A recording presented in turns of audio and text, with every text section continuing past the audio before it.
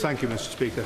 Would my right honourable friend agree that this is not just a war about rockets from both sides, but it is actually a war about illegal settlements and stolen lands?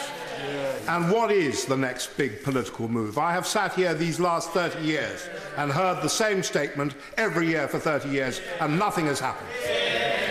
Hoffman.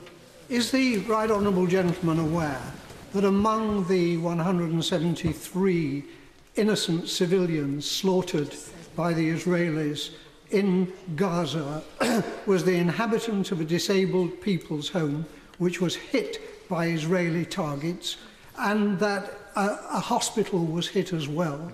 That whatever one says in deploring the role of Hamas, and I have told the Hamas Prime Minister to his face that I deplore what they do, nevertheless, if this goes on, we shall have yet another cycle, the third so far. There will be a fourth, it will go on, and unless the Israelis are willing to make peace, the day will come when the Palestinians will explode in anger and despair. Thank you, Mr. Speaker.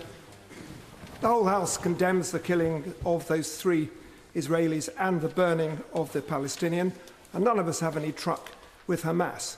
But is it not clear that for all the vacuous words of the Israeli government and the IDF spokesman, that they have no regard themselves for international humanitarian law, that they place a completely different and much lower value on Palestinian life compared to Israeli life, and that this cycle will go on as long as the international community, in an effort to be even-handed, fails to say to the Israelis that the actions that they are taking are completely out with the United Nations Charter and any idea of how a civilised nation ought to behave.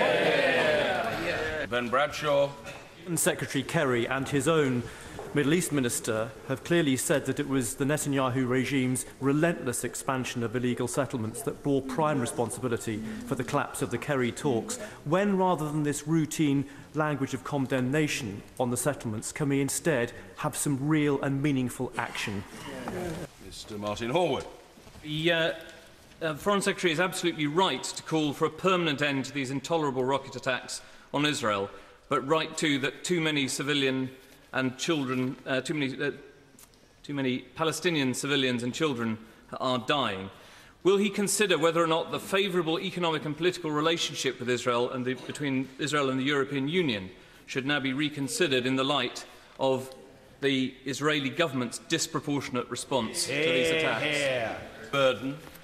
It is, of course, correct that the escalation, this latest escalation of tit for tat rockets and military strikes brings peace no closer. It just brings death and destruction. You may be aware that I, with honourable members, was in Gaza just weeks after the 08-09 Operation Cast Lead and saw for ourselves that humanitarian centres by the UN had been hit by Israeli strikes. As he said, 17,000 Palestinian civilians are now sheltering at UN centres, and the UN reports 49 of those already being damaged. As a high contracting party to the Geneva Convention, what can Britain do about this? Will he confirm that hitting humanitarian centres is a war crime? Granara Ali. Speaker, in 2010, our Prime Minister described Gaza as being like an open-air prison with its people living under constant attacks and pressure. The latest escalation of the violence and killings has made matters unbearable. When will our government, working with the international community, actually apply pressure on the Israeli government to adhere to international law and humanitarian requirements? Because this is just completely unacceptable. The greatest threat to Hamas and the greatest hope for peace is a sustainable future for Gaza and the eradication of poverty. Does the Secretary of State agree that while the Israeli blockade continues, peace cannot be achieved? Ben. Mr. Speaker, the tragedy of the loss of life in the whole region surely stems ultimately from the occupation of the West Bank, the settlement policy and the siege of Gaza that's going on at the present time. What practical steps has he taken to criticise Israel for its collective punishment of the people of Gaza, destruction of water supplies and sewage plants, killing of large numbers of civilians. What sanctions does he now propose to take against Israel for acting against international law in punishing a civilian population? Emphasis. Thank you, Mr. Speaker. My right honourable friend has quite rightly said that the only foundation for lasting peace and a safe and secure Israel must be a viable and a contiguous Palestinian state. Would he therefore agree that there can be no peace until there is an end to the blockade of Gaza for even the most basic economic materials like building materials, and withdrawal of from the illegal settlements which prevent any possibility of a contiguous state on the West Bank? Thank you, Mr. Speaker. Following from the question from the honourable gentleman from Cheltenham, and whilst condemning the violence on both sides, I must say to the Foreign Secretary that the right to trade surely comes with the responsibility to uphold basic humanitarian principles. Can I urge the Foreign Secretary to investigate the possibility of a consensus for economic sanctions within the European Union as an effective means of non-violent intervention, delivering Israel to the negotiating table for the desperately needed two-state solution? Mr. Crispin Blunt. When the Minister of State answered the urgent question 2 weeks ago following the dreadful murder of the 3 Israeli teenagers, the Palestinian children death toll due to the conflict had reached 1,406.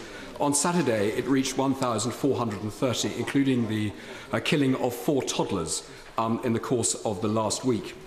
Will the Foreign Secretary now say what he has implied? The Israeli action is disproportionate.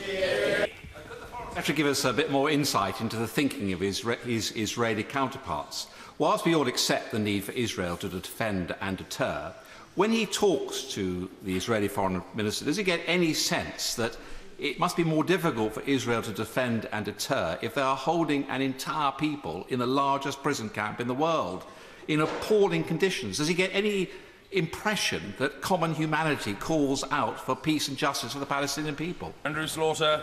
Mr. Speaker, we should not equate the occupied with the occupier. We should not equate a refugee population of 1.7 million imprisoned in a tiny strip of land with the prison guards. We should not equate terrorists firing rockets with a supposedly civilised state systematically killing women, children, elderly and disabled people. Will the Secretary of State accept that if his and other Western governments fail to discriminate between the actions of Hamas and Israel, hundreds of Palestinian civilians will continue to die and the annexation of Palestine by Israel will continue? Taggart. Thank you, Mr. Speaker. I agree with the Foreign Secretary that what's needed is a ceasefire to provide relief to the people of Gaza and to restart the peace process. But isn't it too late? In all the 17 years I've been in this House, progress towards a two-state solution has been in reverse. Just last year, the UN predicted that potable water in Gaza would run out by 2016. The Palestinian officials are reporting that the Israelis are targeting water and sewage supplies. And already before this latest attack, the people of Gaza were spending 30 pence out of every pound on safe drinking water. How are we going to make sure that they can live while we carry on this argument? Karen Buck. Mr. Speaker, with half of the population of Gaza aged under 18 locked in an open prison in one of the most densely urban concentrations in the world, there was never any prospect that children would not be the disproportionate victims of this military action. And now we see tens of thousands of homes without electricity and a rapid deterioration of the humanitarian situation. What urgent representations can he make now to ensure that while we wait for the ceasefire, which will inevitably come, we do not see a further worsening of a catastrophic humanitarian situation? Cathy Jameson.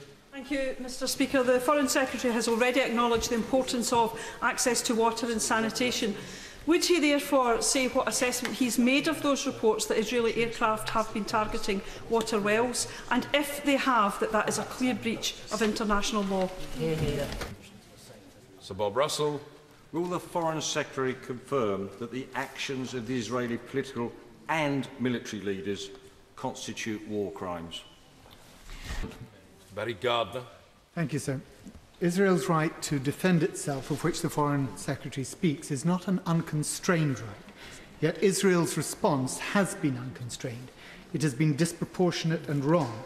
Heavy bombing in a densely populated area of 100,000 civilians, causing the death of 170 people, a third of them children, is not self-defense, it is barbarism. What leverage does the Foreign Secretary have, and will he now apply it to make the Israeli government reappraise this barbaric and unproductive strategy? Mr. Kevin Brennan. Thank you, Mr. Speaker. The Foreign Secretary quite rightly has condemned the rocket attacks by Hamas. But does he understand that his unwillingness to condemn as disproportionate the current response by the Israeli government feeds into a view held by many of our constituents that the lives of Palestinians are not regarded equally with the lives of Israelis in this conflict, and does very little to put that additional pressure on the Israeli government to act in a proportionate way when it is under attack? Byrne. Mr. Speaker, the airstrikes, the commando raids and the rocket attacks have got to stop before any more children are killed. But can I press the Foreign Secretary on Resolution 1860, which of course Britain led back in 2009, which said that justice required sustained and regular flow of goods and people through crossings. Does the Foreign Secretary not agree that without progress restoring the normality of trade, jobs and growth, we risk trapping the Palestinian people into a cycle not just of violence but of despair from which there is no escape? Griffith. Thank you very much, Mr. Speaker. Well, we understand the immediate need for ceasefire and for humanitarian aid, but we really must look at the underlying causes. With Gaza under siege and 60% of the West Bank now under direct military rule, and a seemingly complete failure to halt the continuing expansion of the Israeli settlements. He's mentioned now how difficult it is to influence Israel about the treatment of Gaza, but these settlements are illegal in the West Bank, so surely more could be done there. Could he explain what more could be done to put pressure on Israel in order to deal with the way that Israel is behaving and therefore bring forward the peace process?